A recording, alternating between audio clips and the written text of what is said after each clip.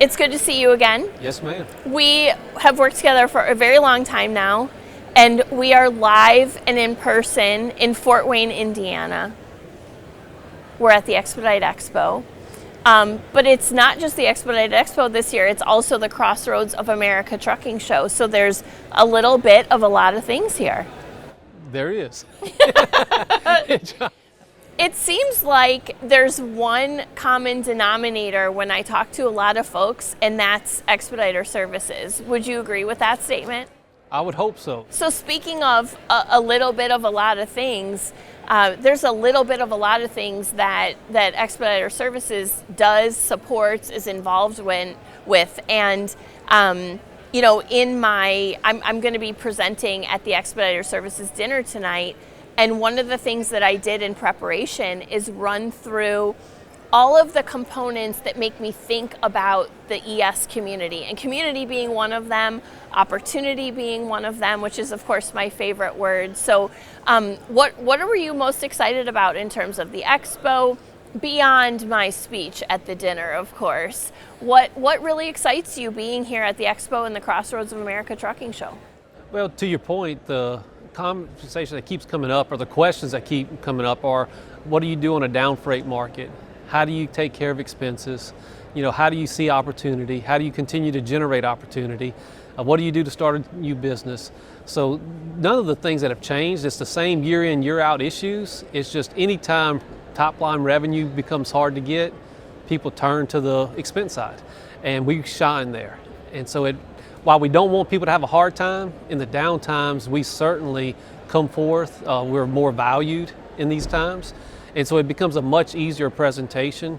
You know, peak season freight, all-time rates, people didn't care about saving $500 a month or $1,000 a month. They had all the opportunity they wanted, and they really lost sight of bottom line profits and some margins that they needed to be putting up for.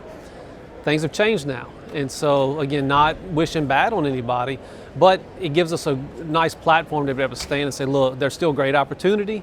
You just have to start utilizing all the tools on the table, and we're here to help you learn how to do that, or get you back into the groove of doing that, and how to plan for the future and things of that nature. So it's a good conversation for us. Yeah. It reminds me, in our panel discussion when we were talking about volatility in the market, you are the voice of stability in that market. And you know, we talk about safe, stable capacity. That oftentimes is something I've heard. I hear that in your voice, in my mind. And so, you know, there's a lot of noise in and around the market right now. There's a lot of noise here about the market, but you maintain this level of calm and what I relate to as that stability. So, you know, how does ES put that stability in, that peace of mind into the independent contractors that are in the community, so that they can continue to find their success in trucking? What we try to do, the way we're set up, is let people know we are invested into the industry the same way they are. So when you're starting a small business, you're putting everything on the line, and so are we. And so we come to the table and put our money where our mouth is. We take the same risk they're taking. And I can tell you that we've actually grown more in the last 12 months than we did the previous 12 months. And so we like to see how do people act when the times are hard? What's their work ethic? How do they handle it emotionally and mentally? And that actually allows us to become more aggressive. And so we'll finance in an off market because it's easier to identify good producers. In a high market, you know, high tide lifts all ships. Sometimes all the noise of great rates, great freight, it's hard to identify who's really producing and who's just lifted by the cycle. On a down cycle, where most banks pull out, most finance, even dealers pull their horns in, motor carriers get nervous, we come on full steam, because that's when we can really separate the good producing companies from the bad producing companies. Same thing for the motor carriers. It lets us know which motor carrier is really doing well selling freight, getting rates in place, who's really taking care of their capacity, versus everybody has money and everybody's throwing money around.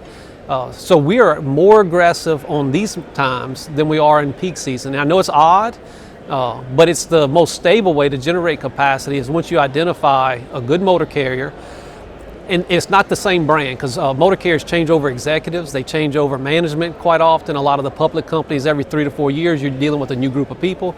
And so every cycle you're having to say, okay, how are they going to make decisions this time? How are they going to prioritize the capacity this time? And once we see what they're doing, we'll get in behind them and invest and grow. And so again, we're growing harder now, taking more risk now to get people, as they start their own companies than we were during the peak season.